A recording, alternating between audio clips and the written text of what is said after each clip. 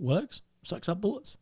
It's savage, man. You talk to some of the foreign fighters and some of the stuff they've seen and whatever. I was speaking to a guy when I was in Ukraine last that he was going home because he's like, man, I've got real like mental health issues now because we're sitting in this like trench system and the Russians literally were coming in human waves. And he said we were just mowing them down as they were coming and the bodies were piling up that much that we had to hit piles of bodies with anti-armor weapons to break up these piles because they were creating cover for the next Russians coming. So these piles were coming up like sandbags and creating dead ground and cover for their machine guns that the Russians could use. So we had to hit these bodies with anti-armor weapons to break them up.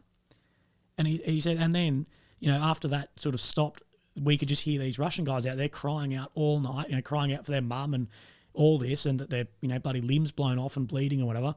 And their commander, like the Ukrainian commander on the ground, somehow got in touch with the Russian commander, and I'm not even sure if this is by yelling. Like it's not going to be far. Got in touch with, look, we're happy to stop firing if you want to come and collect your killed and wounded. And no, we don't do that.